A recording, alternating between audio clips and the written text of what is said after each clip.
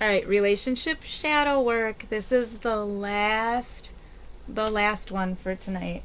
And then, like I said, keep watch, because in the next few days I've got some meditations and stuff like that I'm going to share with you, all about helping to kind of engage and help with that self-love.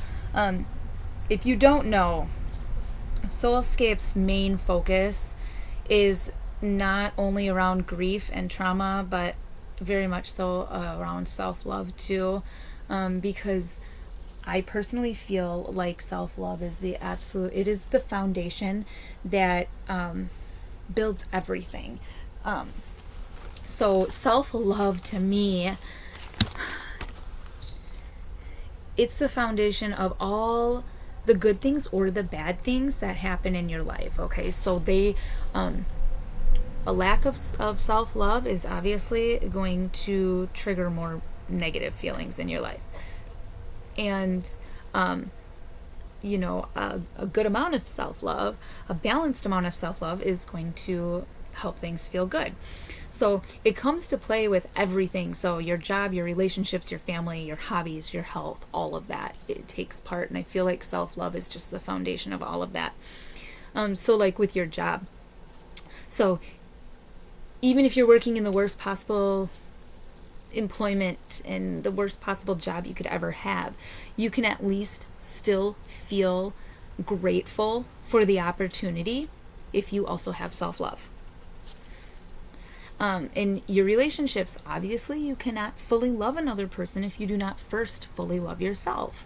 That is just given, and a lot of times we there's so many times that I hear people that are like, they, one minute they say they love themselves, and then the next minute they talk about how, they're crazy, they're a screw up, they're a mess up, everything's their fault, blah, blah, blah. And then they wonder why their relationships are so rocky and why they don't work out. Well, you don't love yourself. Like, put the relationship on pause, love yourself first, engage in your own relationship with yourself, learn to love yourself, and then you can work on that outside external relationship. But first it needs to come with you, and you need to have that internal self-love, and you need to have that fully, not just every now and then when things are good. Okay, it needs to be 100% all of the time. You need to have that unconditional love with yourself before any kind of external relationship is ever going to succeed. Next, family. So you can be fully present and connected to your family through love if you actually love yourself first. So when you don't have that self-love, your family can actually just feel stressful.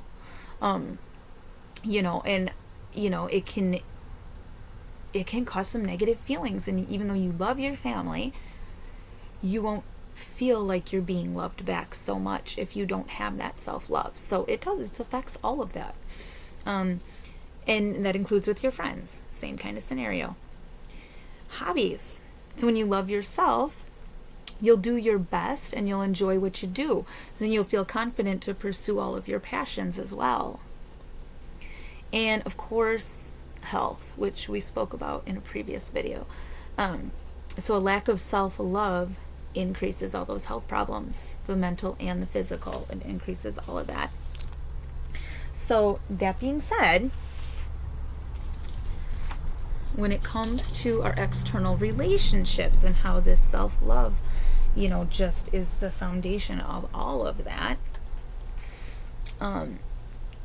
I have some questions for you to kind of think about a little bit. So first, we're going to focus on past relationships. And overall, I want you to answer this question. Overall, my past relationship was good, okay, bad. Okay? Think of that, just overall your past relationship, or your relationships if you had more than one. Just in general, how were they? Good, bad, okay. Then I want you to think about what was the best part of your relationship. And then think about what was the worst part of your relationship. And you can write these down. It's actually probably more going to help you a little more beneficial if you do write them down. So overall, your relationship was good, okay, or bad. Write down the best part of your relationship. Write down the worst part of your relationship. Then I want you to write down some triggers, conflicts, or negative patterns that took place within your past relationship. Remember, this is about your past, not your present. This is your past relationship. And I want you to write down, do you feel like those experiences impacted any future relationships? Yes or no? If they did, I want you to think about how they impacted your future relationships and see if you can come up with some answers for that and write those down. And then I want you to think about your current situation, and do you think that those experiences still affect you and your relationship now? Yes or no?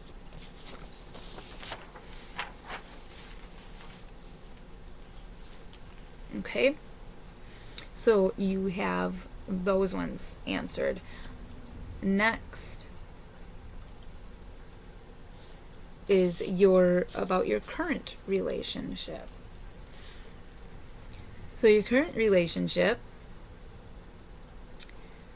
same, pretty much the same questions here, only you're basing this off your current relationship or your most recent relationship, I guess, then rather than your past relationships. So overall, your current relationship is good, okay, or bad. The best part of the relationship is. The worst part of the relationship is.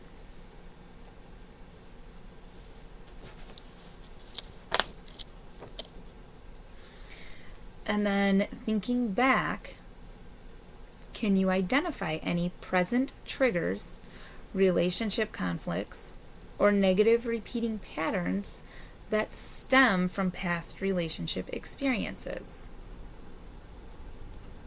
And if yes, write down what those triggers are. Then I want you to think about how you handle those triggers, those conflicts, or those negative patterns that present themselves within your current relationship. So how do you handle them? Honestly, don't write down how you wish you would handle them or how you would like to handle them. I want you to write down how you truly actually handle those triggers and conflicts or negative patterns that present themselves. And then I want you to answer whether or not those above methods on how you handle that, do they work? Do they resolve what you're going for? Yes, sometimes, or no. And if you write down no or sometimes, if that's your answer, then I want you to brainstorm what you could do a little bit differently. Okay?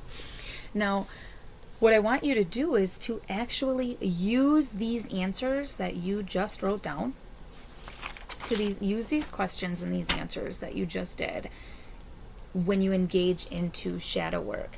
And this will actually help you to pinpoint these areas of your shadow self when it comes to your relationships and how you can actually adjust and kind of move forward from there. And these areas that kind of need some healing in order to help you have these successful, loving relationships with yourself and with others. What you'll probably notice is that when you really dig deep into it, that most of these past relationships will trigger how you act in your current relationships, but they're also going to be linked to how you behave towards yourself in your own self-love kind of relationship.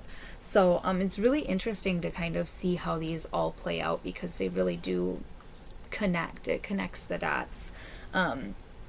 So yeah, that was the last one for tonight, and then I'll be posting a couple more videos with some newer stuff and some different activities, meditations, and some technique demonstrations and stuff like that later this week.